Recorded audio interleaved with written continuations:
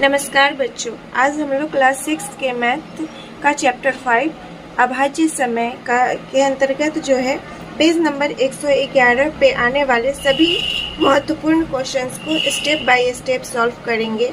अगर आपको factors, multiples और परफेक्ट नंबर समझने में दिक्कत होती है तो यह वीडियो आपके लिए बहुत ही हेल्पफुल होने वाला है, इसलिए वीडियो को स्किप मत कीजिएगा, इसे लास्ट तक जरूर देखिएगा।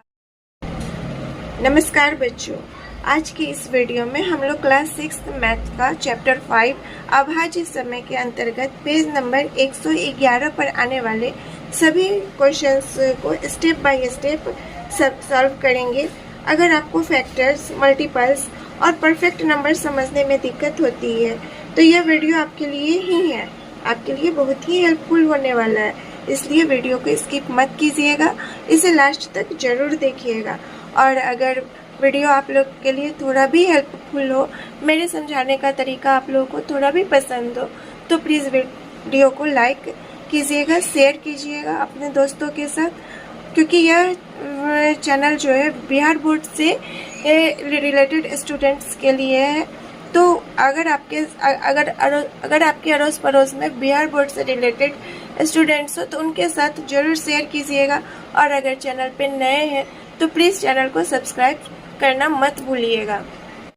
तो चलिए हम लोग वीडियो शुरू करते हैं और सबसे पहले क्वेश्चन नंबर 1 देखते हैं, जो कि पेज नंबर 110 पे ही है। इसमें आइए पता लगाएं में पहला क्वेश्चन है 310 और 410 के बीच आने वाले 40 के सभी गुणज ज्ञात कीजिए।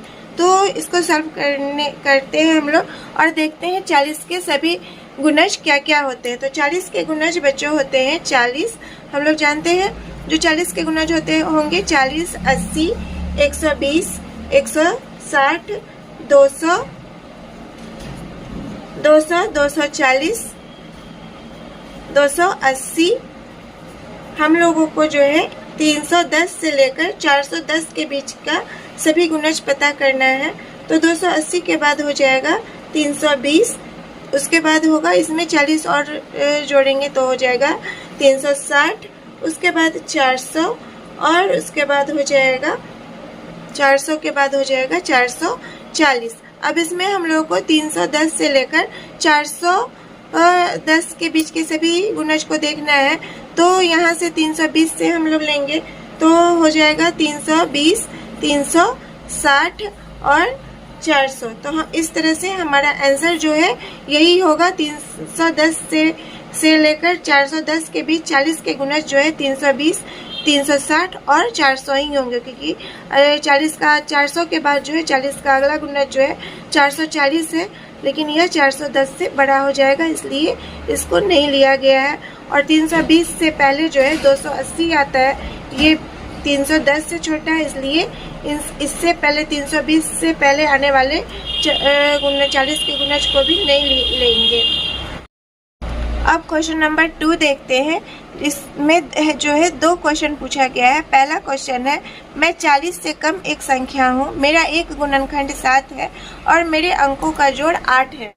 बच्चों, इस क्वेश्चन में जो है हम लोगों को ऐसी संख्या खोजनी है जो 40 से छोटी हो, लेकिन जिसका एक फैक्टर जो है 7 हो और उसके अंकों का योग 8 हो। तो इस क्वेश्चन को सॉल्व करने के लिए हम लोग सबसे पहले 7 के गुणज लिखते हैं। तो हम लोग जानते हैं जो 7 का गुणज जो है 7, 14, 21, 28, 35 मतलब कंडीशन ये भी लगाया गया है जो 40 से छोटा ही हो। तो 35 के बाद 42 होता है जो कि 40 से बड़ा हो जाएगा, तो हम लोग जो है 35 तक का ही संख्या लेंगे। अब दूसरा कंडीशन है जो है जो उसके अंकों का योग जो है 8 होना चाहिए। तो यहाँ पर जब हम लोग 7 के अंकों को जोड़ते हैं तो 7 ही होगा। 14 के अंकों को जोड़ेंगे तो 4, 1, 5 हो जाएगा। 21 के अंकों को जोड़ने पर 3 हो जाएगा। 28 के अंकों को जोड़ने पर जो है जब 2 और 8 को जोड़ते हैं तो 10 होगा। और 35 के अंकों को जब हम लोग जोड़ेंगे तो 3 और 5 को जब हम लोग जोड़ते हैं तो हमारा आंसर जो है 8 होता है। तो इस सवाल का उत्तर जो होगा वह 35 ही होगा। अब नेक्स्ट क्वेश्चन है, मैं 100 से छोटी एक संख्या हूँ, मेरे 2 गुणनखंड है 3 और 5 है, मेरा एक अंक दूसरे से एक अधिक है। तो बच्चों हम लोग जानते हैं जब किसी संख्या की गुणनखंड जो है 3 और 5 होगी तो वह संख्या जो है 3 और 5 का गुणनखंड जो है 15 होगा। 15 के संख्या जो है 15 का गुणज होगा। तो सबसे पहले इस क्वेश्चन को सॉल्व करने के लिए हम लोग 15 का गुणज लिखेंगे जो कि 100 से कम होगा। तो 15 का गुणज जो है 15, 30, 45, 60, 75, 90 और 90 के बाद जो है 105 आता है। तो ये 100 से जो है बड़ा हो जाएगा। तो 100 से छोटा ही लिखना है हम लोगों को 15 का गुणज। अब इसमें यह देखना है, दूसरा कंडीशन था जो इसमें जो है एक अंक दूसरे से एक ज़्यादा है। तो देखिए 15 में जो है पहला अंक दूसरे से एक ज़्यादा नहीं है, 30 में भी नहीं है, 45 में देखिए 4 और 5 है, 4 का अगला अंक 5 ही आता है। तो इसका आंसर जो है 45 होगा। यह 15 का गुणज है और 3 और 5 दोनों का जो है यह फैक्टर है। और इसका अगला अंक 4 का अगला अंक जो 5 है ये भी कंडीशन है। तो इसका इस क्वेश्चन का आंसर जो होगा वह 45 ही होगा। मुझे पूरा विश्वास है कि आप लोगों को जो है मेरे पढ़ाने का तरीका अच्छा लग रहा होगा। अगर आप लोगों के लिए वीडियो जो है थोड़ा सा भी हेल्पफुल है तो प्लीज़ वीडियो को ज़रूर लाइक कीजिएगा। और अब हम लोग देखते हैं क्वेश्चन नंबर 3 जो है एक संख्या जिसके सभी गुणनखंडों का योग उस संख्या से दुगुना हो संपूर्ण संख्या मतलब परफेक्ट नंबर कहलाती है। मतलब परफेक्ट नंबर से रिलेटेड यह क्वेश्चन है। संख्या 28 एक संपूर्ण संख्या है जिसके गुणनखंड 1, 2, 4, 7, 14 और 28 है और इसका योग जो है 56 है जो कि 28 का दुगुना है। 1 से 10 तक के बीच एक संपूर्ण संख्या ज्ञात कीजिए। इसमें हम लोगों को 1 से 10 तक के बीच का एक संपूर्ण संख्या ज्ञात करना है। तो चलिए इस क्वेश्चन को हम लोग सॉल्व करते हैं। बच्चों हम लोग जानते हैं कि परफेक्ट नंबर वह संख्या होती है जिसके सभी गुणनखंडों का योग जो है उसी संख्या के बराबर होता है। तो हम लोगों को जो है 1 से लेकर 10 के बीच एक परफेक्ट नंबर को खोजना है। तो 1 से 10 के बीच जो एक परफेक्ट नंबर जो है मात्र 6 ही है, क्योंकि जब हम लोग 6 के फैक्टर्स देखते हैं वह होता है 1, 2 और 3। तो 1, 2 और 3 को जब हम लोग जोड़ते हैं तो इसके योगफल भी जो है 6 ही होता है। बाकी 1 से लेकर 10 के बीच जो है कोई भी ऐसा नंबर नहीं है जो है परफेक्ट नंबर हो। 6 ही एक ऐसा नंबर है, डिजिट है जो कि परफेक्ट नंबर हो सकता है तो इसका क्वेश्चन नंबर 3 का आंसर जो है होगा 6। अब हम लोग क्वेश्चन नंबर 4 को सॉल्व करेंगे जिसमें उभयनिष्ठ गुणनखंड ज्ञात करना है। इसमें 4 क्वेश्चन दिए गए हैं तो हम लोग बारी बारी से जो है चारों क्वेश्चन को सॉल्व करेंगे। सबसे पहले 20 और 28 का उभयनिष्ठ गुणनखंड बनाना है। तो हम लोग कैसे बनाएंगे, इसके लिए सबसे पहले जो है हम लोग 20 के फैक्टर्स लिखेंगे। 20 के फैक्टर्स जो है इस तरह होते हैं। 20 के फैक्टर कौन कौन होंगे, 1 होगा, 2 होगा, 4 होगा, 5 होगा, 10 होगा और 20 होगा। इन सब नंबर से जो है 20 आसानी से डिवाइड होते हैं, इसलिए ये सब जो है 20 के फैक्टर्स। तो 28 का फैक्टर होगा 1, 2, 4, 7, 14 और 28। और इन दोनों का जब हम लोग कॉमन फैक्टर निकालेंगे, जो कि हम लोग को निकालना है, कॉमन फैक्टर निकालना है, तो वह हो जाएगा 1, 2 और 4। इसलिए इसका उत्तर जो है 20 और 28 के कॉमन फैक्टर्स जो है वह हो जाएंगे 1, 2 और 4। अब हम लोग दूसरा क्वेश्चन देखेंगे। 35 और 50 का निकालना है। और तो एक और क्वेश्चन मैं आप लोगों को समझाती हूँ। जो 35 और 50 का जो है हम लोग कैसे निकालेंगे। तो 35 के फैक्टर्स जो है बच्चों क्या होंगे, 1, 5, 7 और 35। और 50 के फैक्टर्स क्या होंगे, तो 50 के फैक्टर होंगे 1, 2, 5, 10, 25 और 50। और इसके कॉमन फैक्टर जो है वो कौन कौन से होंगे, तो कॉमन फैक्टर फैक्टर जो है वह हो जाएगा जो कि दोनों में हो जो फैक्टर वही उसी को कॉमन फैक्टर कहते हैं। तो एक तो होता ही है, एक तो सभी का होगा। उसके बाद 5 इसमें है, इसमें भी है, तो 5 भी होगा। 7 इसमें है लेकिन इसमें नहीं है। 35 सिर्फ इसमें है लेकिन इसमें जो है नहीं है। तो और नीचे वाले का भी जो 2, 10, 25, 50 जो है सिर्फ इसमें है, इसमें नहीं है। तो ये कॉमन फैक्टर नहीं होंगे। कॉमन फैक्टर उसी को कहते हैं जो कि दोनों में होता है। तो 1 और 5 ही जो है ये ऐसी संख्या है जो दोनों में है। तो इसका आंसर जो है 1 और 5 होगा। अब जो बाकी 2 क्वेश्चन है जिसमें हम लोगों को 4, 8 और 12 का उभयनिष्ठ गुणनखंड पता करना है और 5, 15 और 25 का है। तो मुझे पूरा विश्वास है जो ये आप लोग खुद से कर लीजिएगा।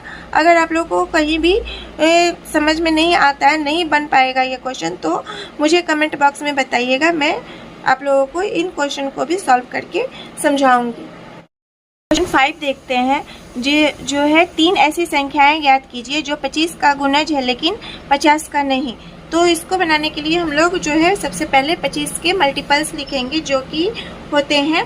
क्वेश्चन नंबर 5 का में 25 के मल्टीपल्स होंगे 25, 50, 75,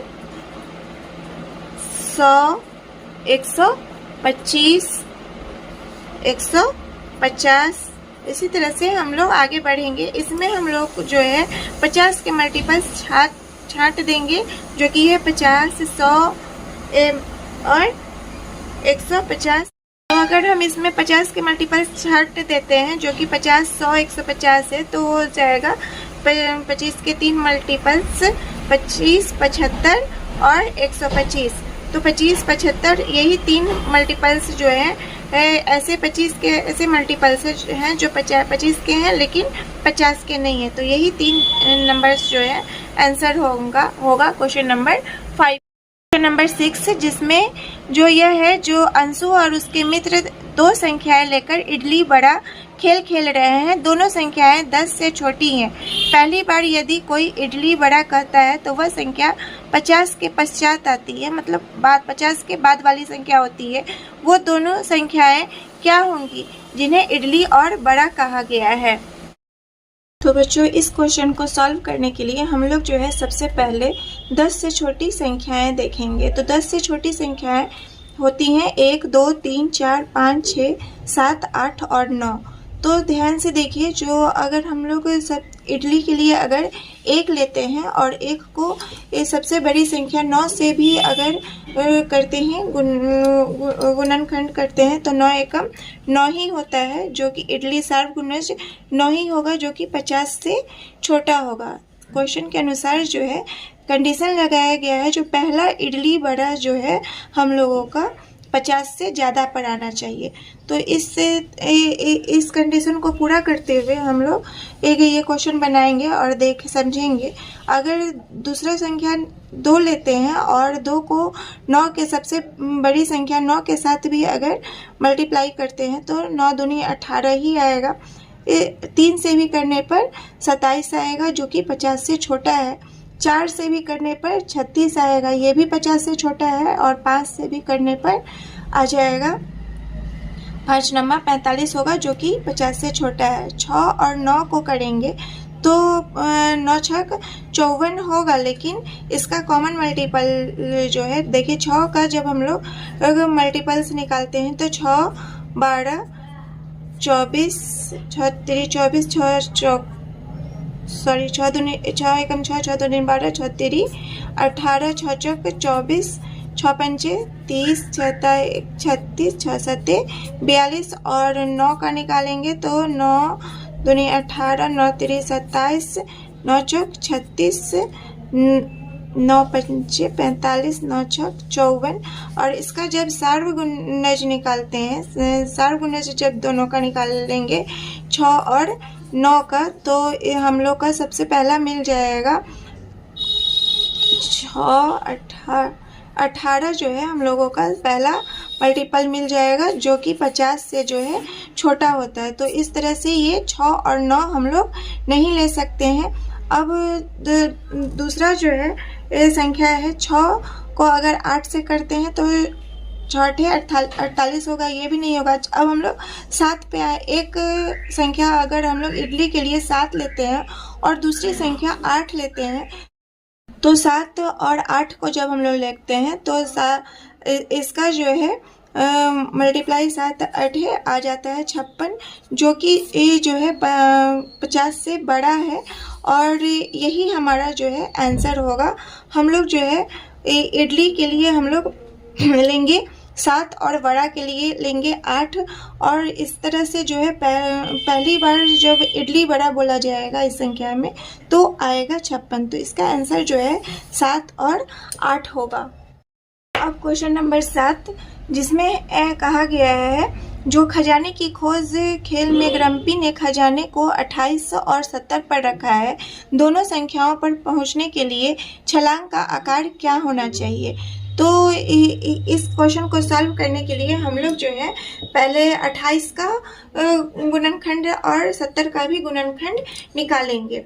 तो 28 और 70 का गुणनखंड इस प्रकार होगा। 28 का गुणनखंड जो है हम लोग जानते हैं जो होगा 1 2 4 7 14 और 28, और इसी तरह से 70 का गुणनखंड होगा 1 2 5 7 10 14 35 और 70, और इन दोनों का 28 और 70 का जो है सार्व गुणनखंड हो। देखिए क्या क्या क्या होगा, तो जो दोनों में कॉमन हो उसी को सार्व गुणनखंड कहते हैं। तो 1 है दोनों में, 2 है दोनों में, उसके बाद 4 इसमें है, इसमें नहीं है तो ये नहीं होगा, 7 इसमें भी है और इसमें भी है, और 14 भी इसमें भी है और इसमें भी है, 5 इसमें है इसमें नहीं है तो ये सार्वगुणनखंड नहीं होगा, 10 इसमें है इसमें नहीं है, और बाकी कोई संख्या जो है दोनों में कॉमन नहीं मिल रहा है। तो इस तरह से इसका सार्वगुणनखंड जो है वह हो जाएगा 1 2 7 और 14। तो उन दोनों का जो बच्चों का जो है ये छलांग जो है अगर 1 के रूप में होगा, 2 के रूप में होगा, 7 के रूप में होगा या 14 के रूप में होगा, तो वे लोग जो है अपने खजाने तक पहुंच जाएंगे। तो इस क्वेश्चन का आंसर जो होगा वह होगा 1 2 7 और 14। अब क्वेश्चन नंबर 8 देखते हैं हम लोग। नीचे दिए गए चित्र से गुणा ने उभयनिष्ठ गुणज को छोड़कर सभी संख्याओं को मिटा दिया है। पता लगाइए कि वे संख्याएं कौन सी हो सकती हैं और उन लुप्त संख्याओं को खाली स्थान में लिखिए। यहाँ पर जो है हम लोग देख रहे हैं जो इडली वड़ा गेम से ही रिलेटेड ये क्वेश्चन है, और इसमें जो है दोनों का डैश के गुणज और डैश के गुणज, इन दो संख्याओं को पता लगाना है जो दोनों में कौन कौन सी संख्याएं के गुणज हम लोग लिख सकते हैं। और एक क्लू के रूप में हम लोगों को सार्व गुणज के रूप में 24, 48 और 72 दिया गया है। तो इन संख्याओं का उपयोग करके ही हम लोग इस क्वेश्चन को सॉल्व करेंगे।